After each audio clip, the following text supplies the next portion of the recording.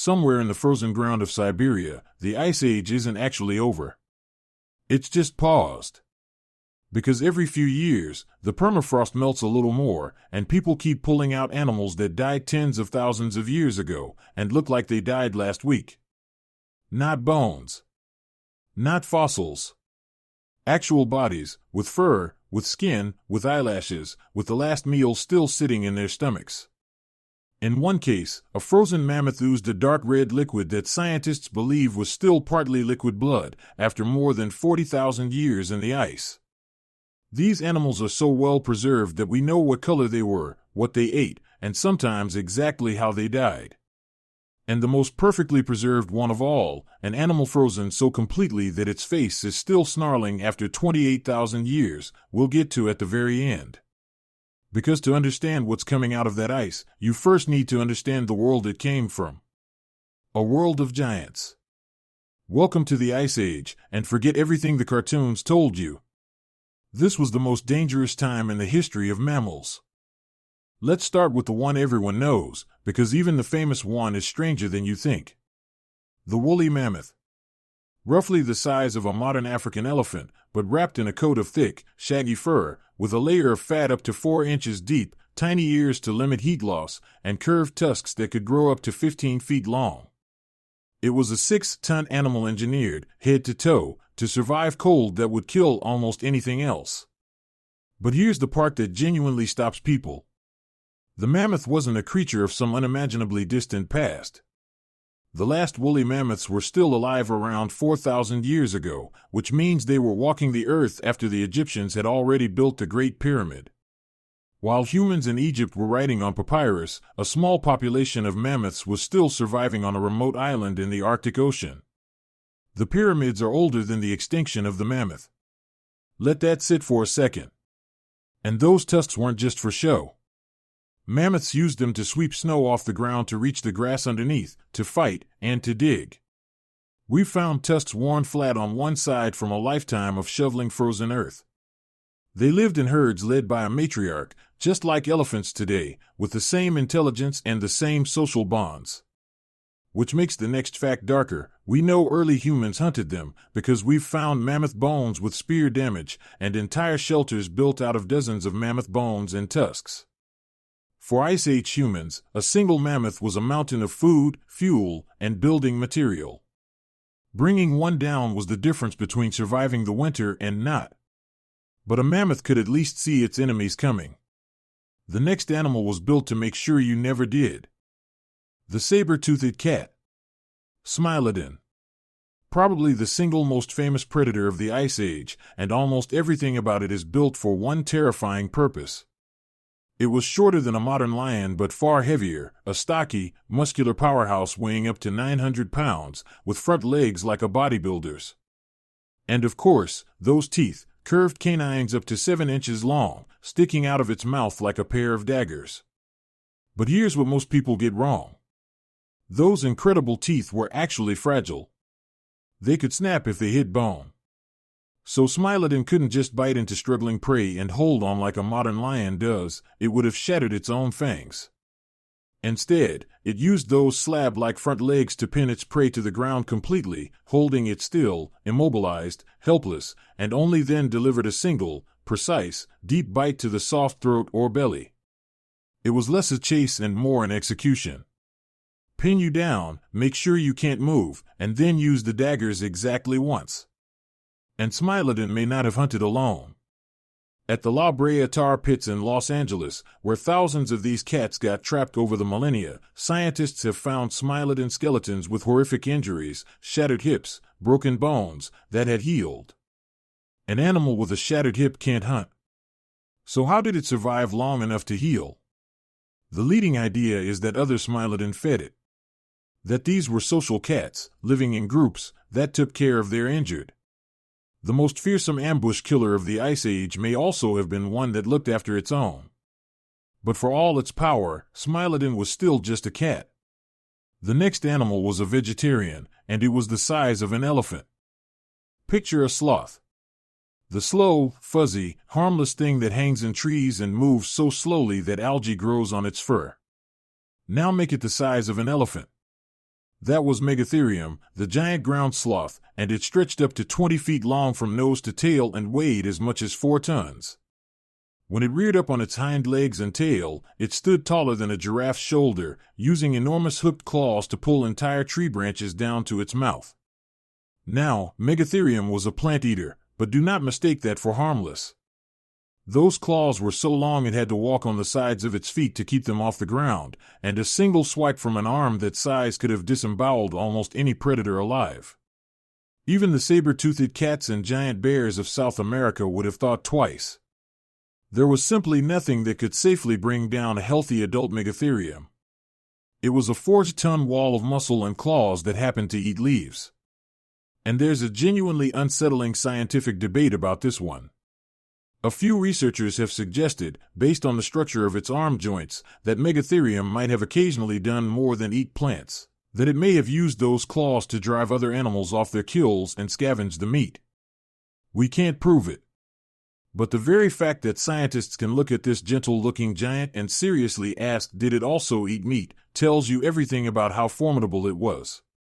And like the mammoth, the giant sloth survived until shockingly recently, overlapping with humans, who almost certainly hunted it. But South America had a stranger giant still, one wearing armor. Imagine an armadillo. Now imagine one the size and weight of a small car. That was Glyptodon, a 2-ton, heavily armored relative of modern armadillos, with a domed shell made of over 1,000 bony plates fused into a single solid dome, like a living tank. Its head was armored. Its tail was armored. Some of its close relatives even had a tail tipped with a spiked club, like a medieval mace, that could be swung with enough force to crack the shell of another Glyptodon. This thing was basically nature's answer to the question, how do you survive in a world full of saber-toothed cats and giant bears? And the answer was simple, become impossible to bite. A predator that attacked a Glyptodon would have been gnawing on solid bone armor while that clubbed tail swung around looking for its skull. Most predators would have taken one look and gone to find something softer. And here's the detail that ties it to us. Glyptodon shells were so large and so sturdy that there's evidence early humans in South America may have used the empty shells as shelters, crawling inside a dead Glyptodon's dome to escape the cold and the rain. Think about that image, an Ice Age family sheltering from a storm inside the armored shell of a car-sized armadillo. The animal was so big its body became a house. And it, too, vanished around the time humans spread across the Americas, a pattern you've probably started to notice by now. But while the giants of the South wore armor, the cold North was growing horns. Alongside the mammoth, the frozen steppe of Ice Age Europe and Asia belonged to another giant in a fur coat, the woolly rhinoceros. Around 12 feet long and up to 2 tons, covered in thick reddish-brown wool, with 2 horns on its snout, and the front one was a monster, growing up to a meter long, sometimes more. But that giant horn wasn't shaped like a modern rhino's. It was flattened on the front, and worn down on one side, and that tells us exactly how it was used. The woolly rhino swept that enormous horn side to side across the snow, clearing it away to reach the frozen grass underneath, the same way the mammoth used its tusks. A weapon, yes, but also a snow-plow. An animal so committed to surviving the cold that it grew a 4-foot blade on its face partly just to find lunch. And we don't just know the woolly rhino from bones. We know it from art. Ice Age humans painted it on cave walls, and places like Chauvet Cave in France, there are paintings of woolly rhinos that are over 30,000 years old. Our ancestors stood in the freezing dark, by torchlight, and drew this animal from life, because they lived alongside it. Some of the best evidence we have for what these creatures actually looked like comes not from fossils, but from the hands of the people who feared and hunted them. That is how recent the Ice Age really is. But the most spectacular thing the Ice Age ever grew wasn't a horn. It was a crown. Meet Megaloceros, often called the Irish elk, even though it wasn't exclusively Irish and wasn't really an elk. It was a giant deer, standing around 7 feet tall at the shoulder. But nobody remembers it for its height. They remember it for what was on its head. Megaloceros had the largest antlers of any animal that has ever lived, spanning up to 12 feet from tip to tip and weighing as much as 90 pounds. A rack of antlers whiter than a car, grown fresh every single year, and shed every winter. Just think about the biology of that. Every year, this deer had to grow 90 pounds of bone on its head in a matter of months, which required staggering amounts of calcium and energy. Some scientists think this very extravagance may have contributed to its downfall, that as the climate changed and the mineral-rich plants it needed became scarcer, growing those colossal antlers became a fatal burden. The very thing that made the males magnificent may have helped doom the species. For a long time, Megaloceros was the poster child for a now outdated idea that evolution could run away with a feature until it killed the animal. The modern picture is more nuanced. Those antlers were a display of fitness, a way to win mates, and they worked beautifully right up until the world changed faster than the deer could. It survived until around 7,000 years ago, meaning early farming human civilizations may have seen a deer wearing a 12-foot crown of bone. And then, like everything else in this video, it was gone. Which brings us back to the ice, and to the animal frozen inside it. Remember the perfectly preserved body I promised you at the start, the one still snarling after 28,000 years. In 2017 and 2018, in the Siberian permafrost, researchers pulled out something almost unbelievable: the complete, frozen bodies of cave lion cubs. Not skeletons. Cubs, with their fur, their whiskers, their paws, their faces intact, curled up as if they were sleeping. One of them, nicknamed Sparta, is around 28,000 years old and is considered possibly the best preserved Ice Age animal ever found. You can see the spots a cub is born with still faintly visible on its coat. And the animal they belonged to was a monster in its own right. The cave lion was a real lion, bigger than the lions alive today, up to around 25% larger, prowling across Ice Age Europe and Asia and into North America.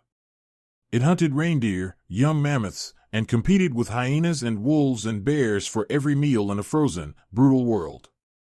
And once again, our ancestors knew it intimately. They painted cave lions on the walls of Chauvet Cave, capturing them hunting in groups, more than 30,000 years ago. The cave artists drew them without big manies, and now, thanks to those frozen cubs, we know the artists were right. That's the strange gift of the Ice Age. It didn't just leave us bones to guess from. It left us bodies, entire animals, frozen mid-life, that let us look a 28,000-year-old predator directly in the face. The Ice Age isn't a distant abstraction. It's close enough to touch. It's still down there in the ice, waiting, perfectly preserved, every time the ground decides to give one back. So the next time you picture the Ice Age as a cute cartoon with a clumsy sloth and a nervous squirrel, remember what actually ruled it: 6-ton mammoths, 900-pound cats with dagger teeth, 4-ton sloths with disemboweling claws, car-sized armored tanks, woolly rhinos with snow-plow horns, deer crowned with 12 feet of bone, and lions bigger than any alive today, most of them sharing the world with our own ancestors, who hunted them, painted them, and sometimes sheltered inside their bodies. The Ice Age wasn't long ago, and it wasn't gentle. It was the last great age of giants, and we are living in the quiet that came after. If you made it this far, you're exactly who this channel is for. Tell me in the comments which of these you'd least want to meet on that frozen plain. I read every one. Subscribe, because the prehistoric world has plenty more giants where these came from. And there's another deep dive waiting for you on screen right now. I'll see you in the next one.